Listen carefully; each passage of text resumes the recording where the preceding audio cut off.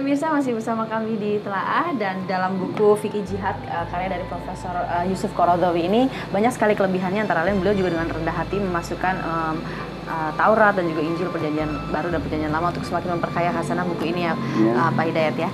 Nah, balik lagi ke pertanyaan mengenai Fikih Jihad. Inti dari pemikiran Profesor Qaradawi itu adalah tentang jihad ini berkaitan dengan umat muslim dengan pihak yang lain, artinya untuk menjaga jangan sampai terjadi fitnah, terus menjaga dakwah, menjaga batas-batas kedaulatan dan lain sebagainya kan ya. Nah, kalau menurut Pak Hidayat sendiri itu seperti apa pemikiran beliau ini? Iya, pemikiran sekali lagi ya, pemikiran beliau memang pemikiran yang berdasarkan kepada pemahaman yang menyeluruh terhadap Al-Quran dan As-Sunnah, terhadap fikih, dan kemudian juga dikomparasikan dengan apa yang ada dalam tadi disebutkan dalam Taurat, dalam Injil, dalam hukum Barat ya, dan bahkan dalam tradisi yang diberlakukan oleh kalangan Barat terkait dengan masalah kekerasan, dan akan beliau sampaikan di sini apa saja yang sudah terjadi dalam perang antar agama di non-Islam itu dan sebagainya. Ternyata begitu dahsyat, luar biasa. Nah, beliau ingin menegaskan tentang sekali lagi bahwa jihad itu harus didudukkan pada proporsi yang sebenarnya. Dia tidak serta-merta artinya adalah berperang gitu ya, dan karenanya apapun harus diperangi, tapi juga bukan berarti kemudian kita membiarkan musuh menjajah negeri-negeri kita karena kita mengatakan bahwa tidak ada jihad dalam Islam. Jadi, dilakukan ini supaya tidak terjadi fitnah. Kapan terjadi fitnah? Ketika kemudian kita salah paham terhadap jihad. Jihad yang mestinya adalah perang melawan musuh, dalam arti adalah misalnya penjajah. Kemudian kita katakan, oh enggak, tidak ada jihad.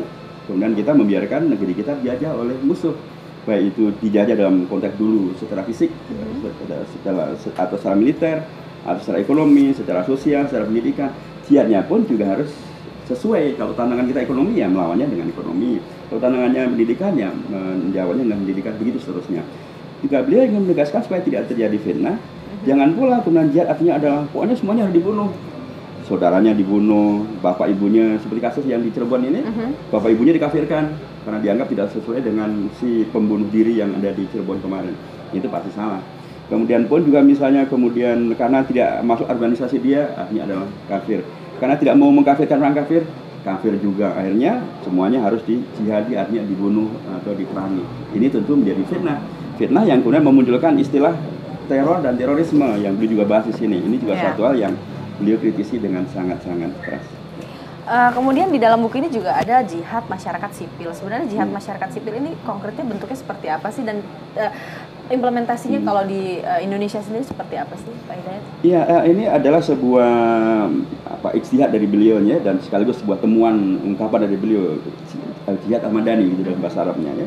Jihad masyarakat sipil ini adalah sebuah ungkapan yang baru, yang terminologi yang beliau populerkan. Dan beliau katakan dalam buku ini, jihad madani artinya adalah jihad sosial kemasyarakatan dalam rangka untuk memperjuangkan kepentingan masyarakat, memenuhi kepentingan masyarakat, menyelesaikan masalah-masalah masyarakat, dan menyemangati masyarakat untuk bisa bangkit, untuk bisa menghadirkan solusi terhadap permasalahan-permasalahan mereka. Dan kemudian beliau kategorikan jihad madani ini berarti bukan jihad militer, ya. Dan juga berarti bukan jihad melawan hawa nafsu, tapi dia dan juga bukan berarti jihad dakwah, tapi jihad dalam konteks apa yang menjadi kebutuhan masyarakat sipil. Misalnya masyarakat sipil ada problema terkait dengan pendidikan, kualitas sumber daya manusia kita rendah, kita harus berjihad dengan cara meningkatkan kualitas sumber daya manusia kita, mendorong agar mereka belajar. Dan jelas sekali dalam hadis Rasulullah pernah mengatakan, man kharaja fi talabil ilmi fahuwa fisabilillah, barang siapa mencari ilmu dia fisabilillah, dia artinya adalah berjihad. Misalnya etos kerja Indonesia rendah, kemudian produktivitasnya rendah, dan kemudian karenanya menghadirkan begitu banyak masalah. Jihad ekonomi menjadi sesuatu yang dipentingkan, karena dalam hadis pun juga dikatakan bahwa orang kalau bekerja karena ikhlas, karena ketulusan untuk mencari penghasilan yang baik, dia juga adalah berjihad. Itulah bagian daripada jihad madani yang beliau kemukakan dalam buku ini. Ya, kemudian dalam buku setebal 1260 halaman ini ya Pak Hidayat, ini kan pasti tebal sekali. Nah, kira-kira apa sih yang Pak Hidayat harapkan bisa didapat oleh pemirsa di rumah ataupun pembaca dari buku ini agar bisa mendapatkan value dari buku ini? Ya, terima kasih. Jadi saya kira banyak hal ya yang bisa dilakukan oleh para pemirsa, yang saya berharap memang mereka mempunyai, dan apalagi dengan begitu banyak masalah yang terjadi, tiba-tiba ada orang ngaku jihad kemudian bunuh diri. Atau sebaliknya tiba-tiba kemudian jelas-jelas Palestina dijajah tapi kemudian orang mengatakan tidak ada jihad perang dalam Islam.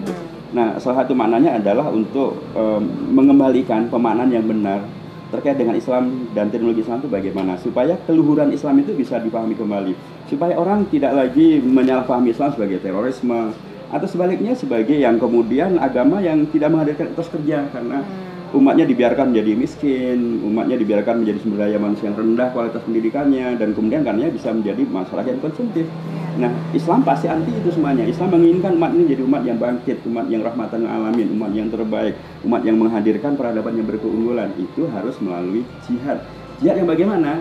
Ada jihad berarti kerja keras dalam bidang sosial, politik, ekonomi, pendidikan. Tapi juga kalau diperlukan kita harus mempertahankan kedaulatan umat dan kedaulatan bangsa, dan syaratnya terpenuhi, ya kita harus siap juga untuk karenanya beliau juga sampaikan itu penting juga, selain kita memahami terkait dengan masalah etika berjihad, juga bagaimana mempersiapkan jihad itu, supaya orang kalau nanti suatu ketika misalnya pemerintah atau imam memerintahkan untuk berjihad karena memang negeri kita dijajah, umat nggak kaget, mereka siap untuk membela kedaulatan bangsa, keumatan melawan para penjajah. Jadi sesuai dengan konteksnya dan kondisinya ya. Benar. Ya. Oke, terima kasih sekali Pak Hidayat, waktunya kita sudah habis tampaknya. Terima kasih sudah bersedia untuk membedah buku Fikih Jihad ini, walaupun mungkin masih terbatas sekali waktunya. Insya Allah pemirsa di rumah bisa mendapatkan manfaat dari hasil perbincangan kita pada sore hari ini. Nah pemirsa, terima kasih, tetap saksikan Telaah setiap hari Minggu pukul 16.30 waktu Indonesia bagian Barat, hanya di MNC Muslim, channel 97 Indovision.